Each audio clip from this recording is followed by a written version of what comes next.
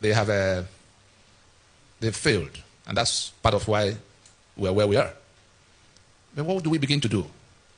Like Pastor already said, the reason he asked me to come to join us today, in the midst of so many other things waiting to be done, is so that, and I'm going to plead with us, whatever we knew about this matter before, let us put it on one side of the table and listen with open mind.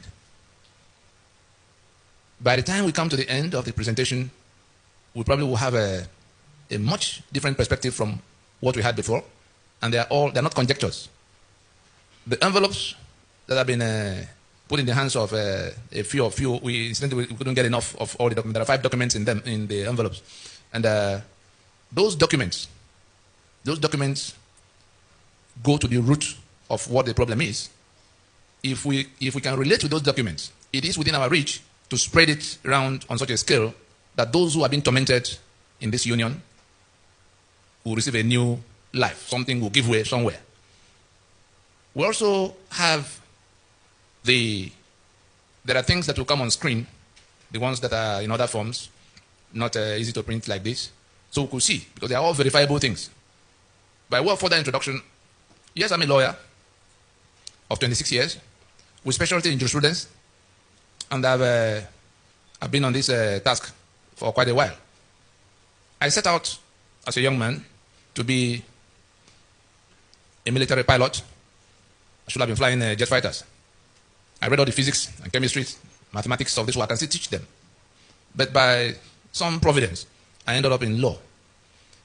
And I didn't understand where that was going until in the final year, when we took the course. Are there lawyers in this house? Any lawyers, please? It's a practical, and if you have your telephone with you and you have internet access, I will also encourage you to switch it on, because we'll make some quick references to things you can verify. I want you to be able to go back to your station and confront whoever comes to tell you any other thing. It doesn't matter what that person says he is on the matter, We will go from, like doctors will do, diagnosis, prescription, and then the treatment.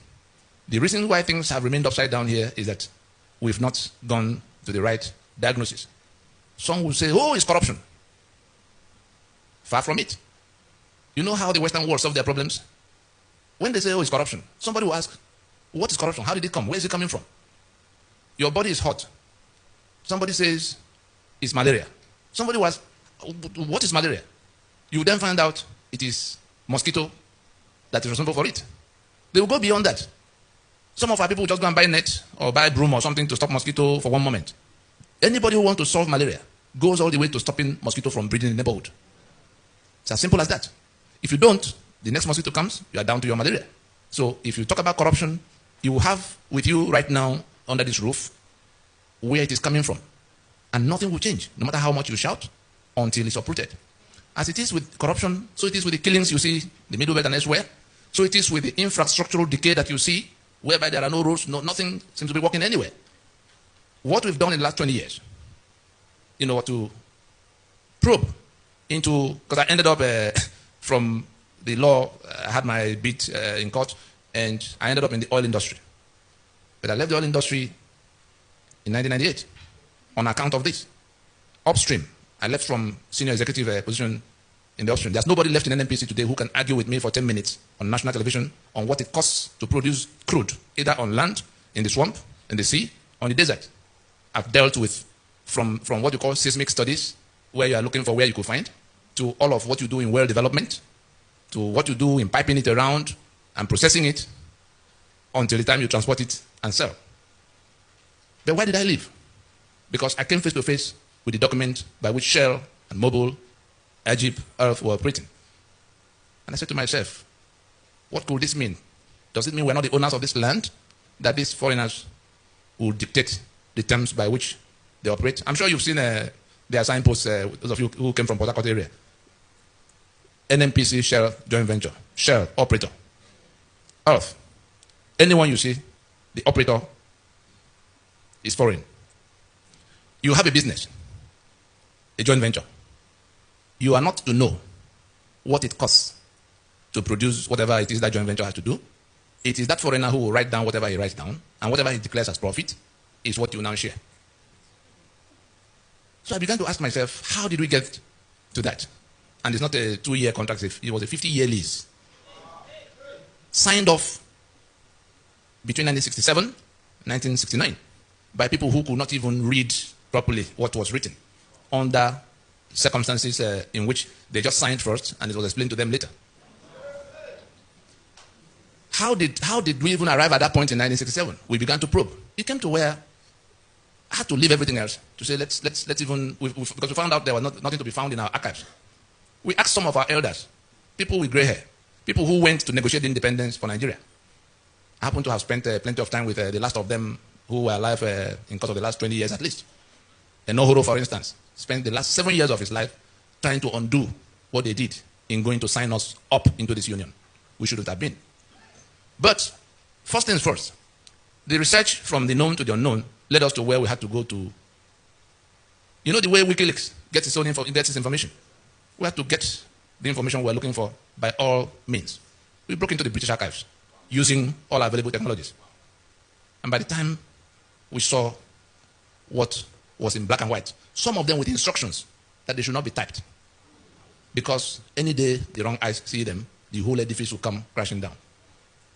Those documents are inside this room now. And we traced things from that way back to what became 1914. And from that 1914, before 1914, when we landed in 1900, when I'm sure some of you might have heard about the Royal Niger Company, that the British had to pay £865,000 to take over the trading areas in what they consolidated in readiness for the annexation of Southern Protectorate with the Northern Protectorate. That question of paying £865,000 at that time, somebody bought something from somewhere, and that person is still the owner of that piece of estate. Now your country, okay, take me to the map, no, not that. The ones in black and white, the one of 1912, the ones in black and white. Scroll down, you'll see. But let's go on until they get there. The Nigeria you have, yes, hold it there. The Nigeria you have is a joint venture. You saw Prince Charles the other day, and he came. You saw the sitting arrangement. We've not moved from where we were, as at that time they created the union. It was a business venture. It was the trade of the era, to go to wherever you can, beat them down, take whatever you can. So the British, the French, everybody was doing their own everywhere. But what became Nigeria was where the British had come towards this axis, and they managed to make their first landings. I'm sure you know about the Lagos colony of 1861, how Kosoko and Dosumo, like that, the oil rivers. They came from the Atlantic waterfront, entered into trade treaties and protection treaties with some of those trading partners in little bits and patches. Those treaties, dating back to the 1840s, 50s, 60s, and all of that, was what the British had in their hands at the time. They were pushing northwards, because on all the other sides, where will I even, let me go closer so you can see. I know it's clear enough. They have a, you can use the flyer you have in your hand, the one that is broken. Don't mind the fact that it's broken. The flyer has that map. This is Atlantic. You see Lagos there, you see Port Harcourt here. This is the Atlantic waterfront. This British came. You can see that apart from River Niger, the map is divided into two sides. The British entered from this side, and all the parts in that lower part were already in their hands at the time. On the other side, I'm sure you all remember the jihad, which we still have. You remember that they were foreigners too who invaded, landed in Sokoto, 1804. And conquered the portion in green in your map. They overran them. 1804. The British came in the 1860s. That means they were here 60 years before the British got here. Now, having secured that portion that you see in green, they were pushing downwards. They also wanted to get to the Atlantic waterfront.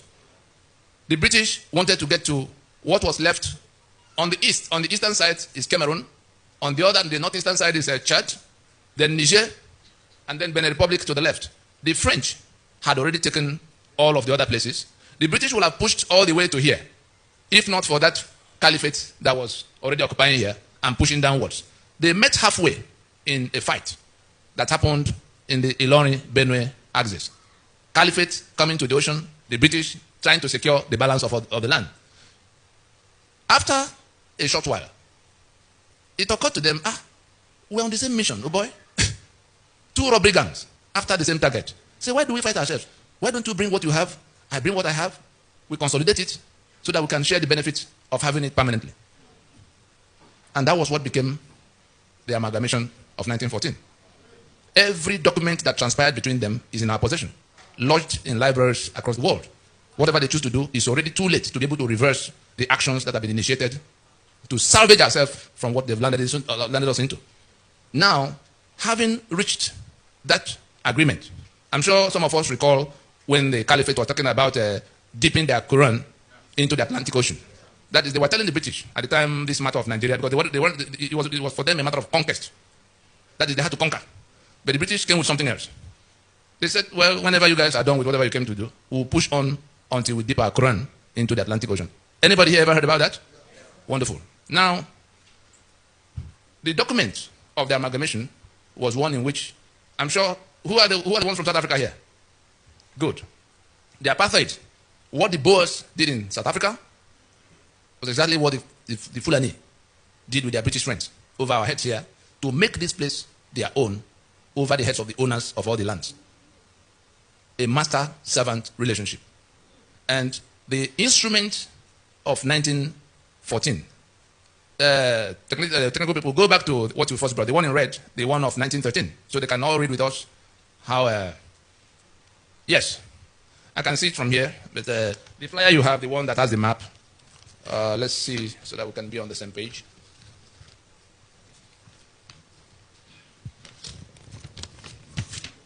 Yes, if you have the flyer, read from the flyer, otherwise you can read from the screen.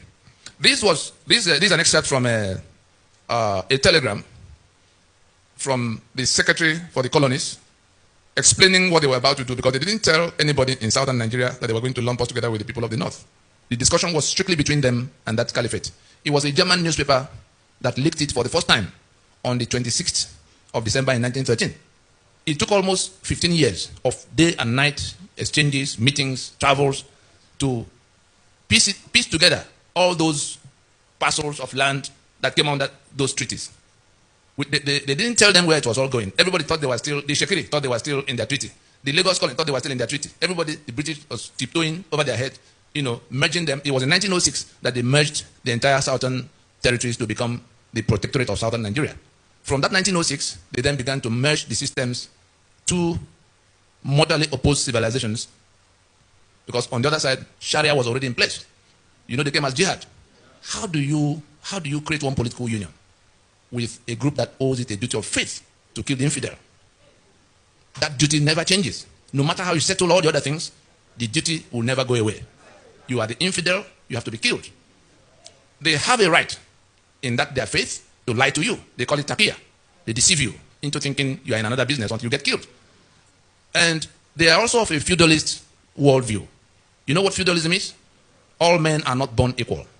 No matter what you do, what you achieve, you are no more than the slave you are to them, even if they have nothing or no education. Between the two, a terrible alchemy that as a slave, you dare not compete with your master for the ownership or control of whatever. The slave does not have a right to anything, no right to property, not even right to life. You can do away with your slave, kill your slave. And that was the civilization that was already in place, and the British knew. But they were also, they too were, what do we call them? They were feudalists too. And one thing led to the other. Eventually, they were able to piece it all together. That I'm now reading from that cablegram. Secretary of State, Secretary for the Colonies, his name was Harcourt, the one after which Port Harcourt was named. He says, in explaining what was about to happen the day before it did come public, that we have released northern Nigeria from the leading strings of the treasury. The promising and well-conducted youth is now on an allowance of his own and is about to effect an alliance with the Southern Lady of Means. I have issued the special license, and Sir Frederick Lugard will perform the ceremony. May the union be fruitful and the couple constant. Secretary for the Colonies, Lord Harcourt, boss of Lord Frederick Lugard, referring to the import and purport of the annexation of the then Protectorate of Southern Nigeria to the Protectorate of Northern Nigeria. So what they reported to you as amalgamation, as if there was some coming together of equals, was actually an annexation. And the purpose, what the British came to do, back to that map, please. Back to the map where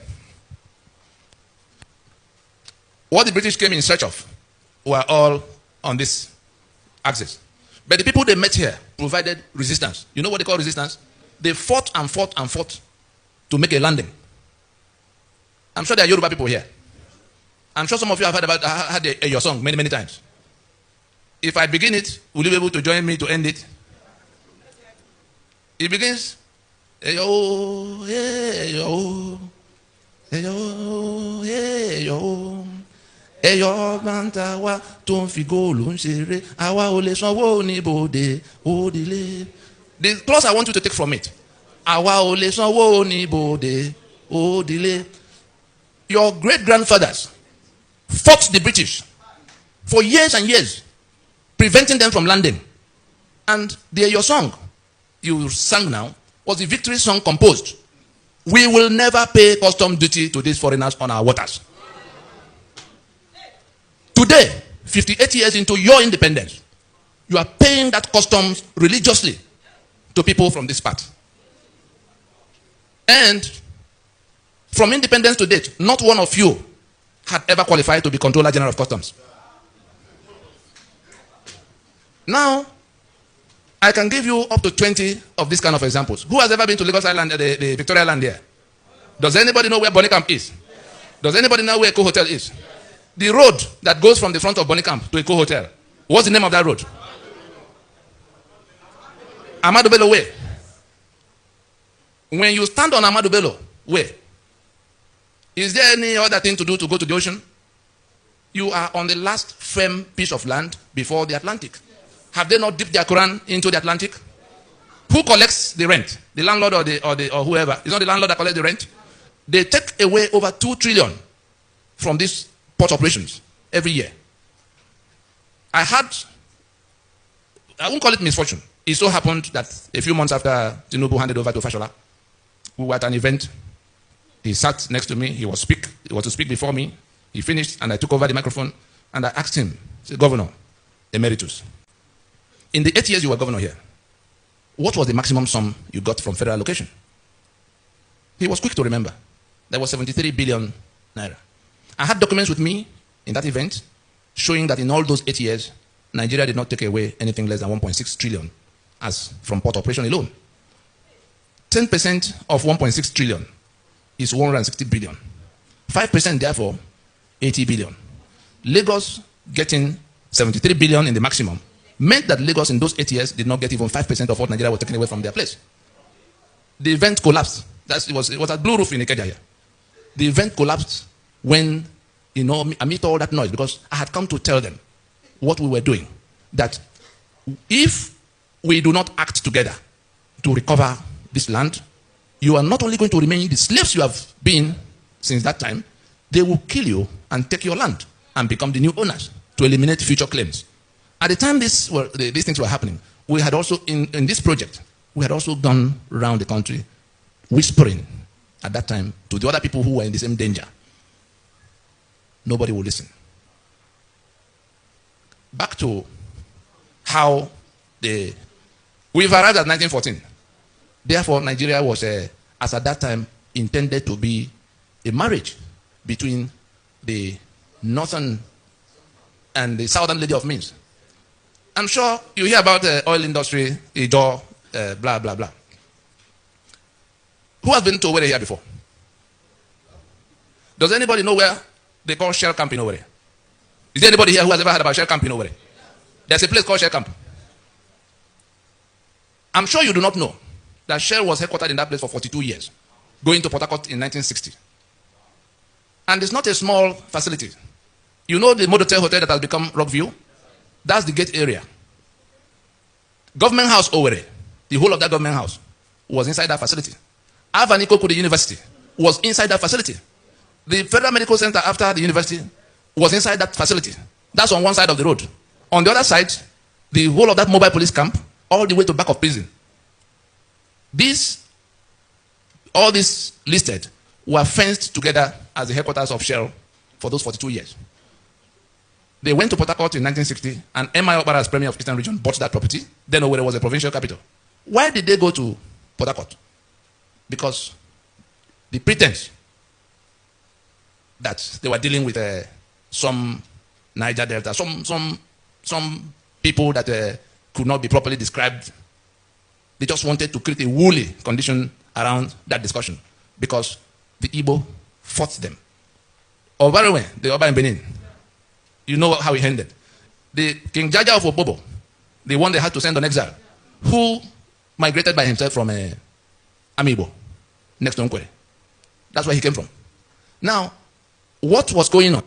I'm sure you know Rumo Mashi and Rumo this and that and that. That was when, and why did they do that? They had sold your oil for 50 years before they declared Oloibiri. All the story you hear about Oloibiri, false. This oil was used in the First World War, in the Second World War. Undeclared. It was property of Nigeria was their colony, was their property. So you couldn't go quarreling with them for whatever they did. But in pretending that it was not so, clearing out the history books, I've had the misfortune of meeting with governors from the place and senators who did not know that this was the case. They believed Oloibiri with all their heart until I confronted them with the documents in our possession. And they went cold, ashamed because they were gray-haired men who were supposed to be telling their grandchildren. They did not know. And this pretense, you remember Willings Commission, 1957-58? Willings Commission did not deal with only the Niger Delta. It was minorities. We're going to bring out 3 things from there so that we can move on to how we landed on the constitution we have on the table now and what we could do to wriggle out of it. Except we want to submit to be killed, because that's what is coming our way. If we don't do something to stop them, what they're doing right now is what ISIS set out to do with Syria and Iraq. ISIS operated from the flanks. They are operating from the government house of Nigeria. When you hear Danjuma come out to shout that it's ethnic cleansing, you think Danjuma was joking? Ethnic cleansing means so that there will be no future claim. They wipe you out, resettle their own people there. If you come in 2 years or 3 years, you won't believe anybody else was there before. Go and find out what has happened in Southern Kaduna. Not only do they dislocate and dislodge, eliminate and dislodge whole communities, they bring their own people from Mali. You remember when El Rufai talked about going to settle those who are killing his own people in 14 different countries? So, as you find these tiles on the ground here, these tiles you see, that's how they have mapped out Nigeria to the Atlantic waterfront. And they're taking it in. They are done with the green part, you see. They're in this purple belt, the one you call the middle belt. And the mission is to do away with them. Some of them have been renamed Emirates already. Is that not the case? Now, so that we can keep the trajectory. The next thing you find on that, when independence, was coming, and the independence didn't fall from the sky. The independence was where people from that southern part began to resist them, to say, look, you can't continue to govern us here. All of those who fought them. Can you remember anybody from the north who was part of the fight? The Nohoro, Moku Gokoye, Awolowo, Osita Aguna, name them. They were all from the south. And these guys now, the British now decided to, independence, yes, you get. But your situation will be worse than it was when we were here. And what they packaged as independence in 1960 was a bogus thing. Go back to the first map. Now, yes, wonderful. That's how I want it. You see this line here? This was northern Nigeria. This is southern Nigeria. Can you see the landmass? When independence was coming, they conducted a census. The whole of this place had 17% of Nigeria's population. 17%. The British, because of what they had in mind to create a political structure that will make this one's permanent majority in all political decisions to be made in Nigeria, so that they can sit in Buckingham Palace and talk to Sokoto Palace and take whatever they want in Port Harcourt and Lagos without talking to any of you troublemakers. That's the whole purpose. And they've had it for 100 years plus. And we're still here swearing to defend and uphold the constitution they imposed that make us slave.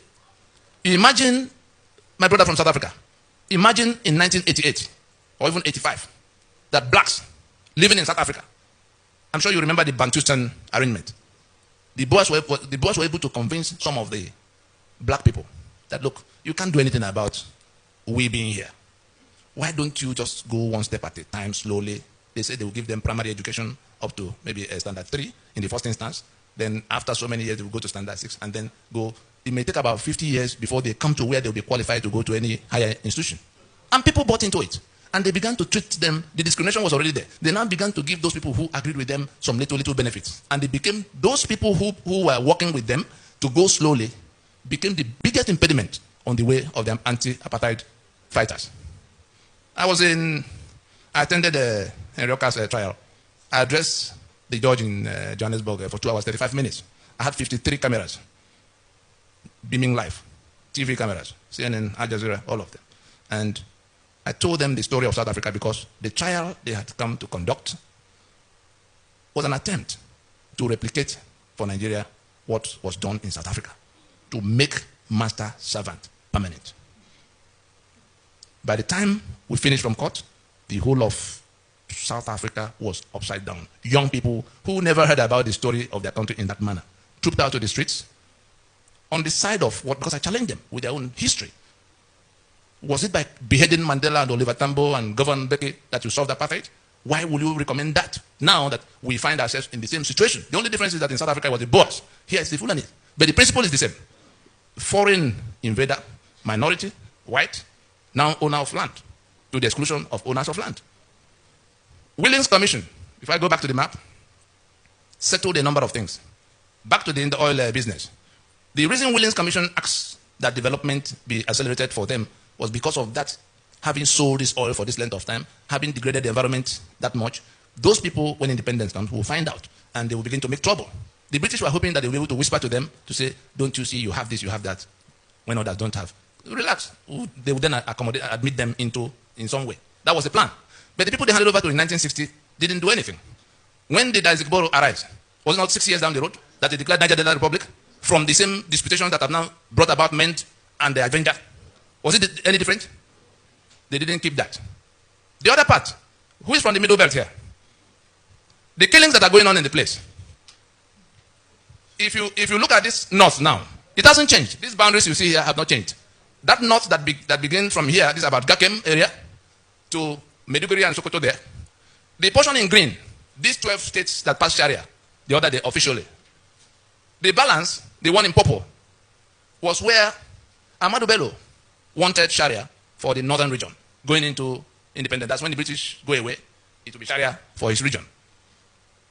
The other people, Joseph Taka and all the ones from the Middle Belt, say, no, our people are not Muslims and we can't be part of one region if Sharia will be in place. They had to find common ground because they wanted the Middle Belt region. They fought and fought, they were being put down. The British settled it this way.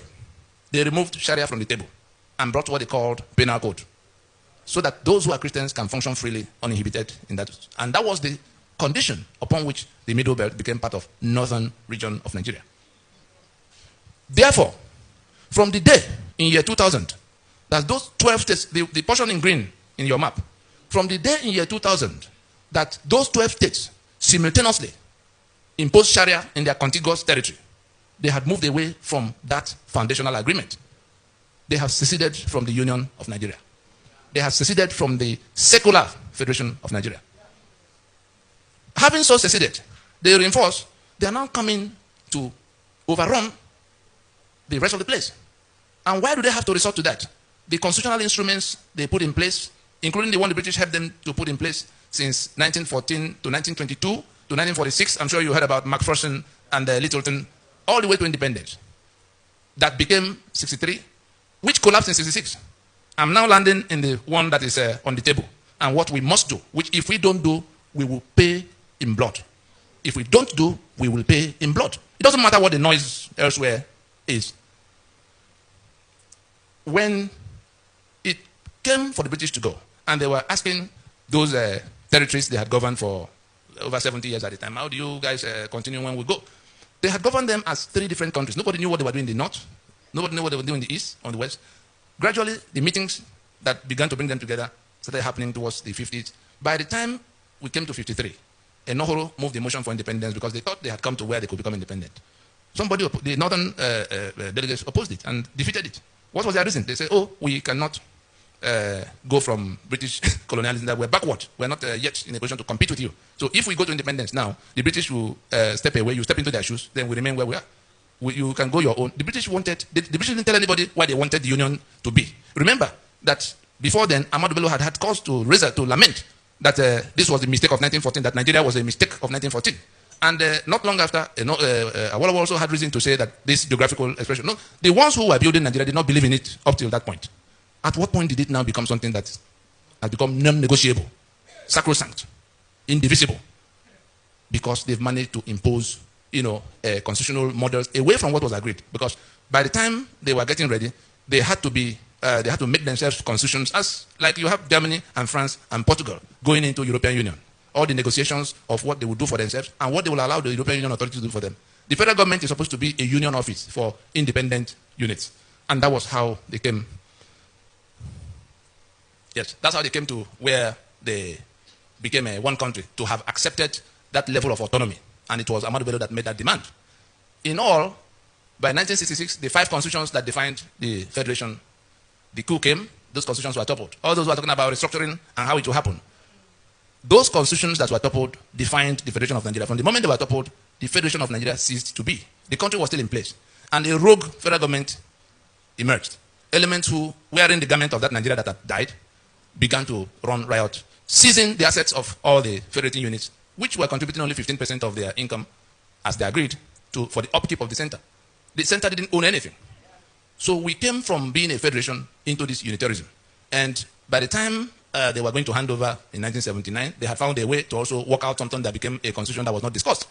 And it was that constitution that was not discussed, in which they had created all kinds of structures from the 4 regions they met that were on ground in 1966. We have now 36 states created by decree. So a new majority has emerged.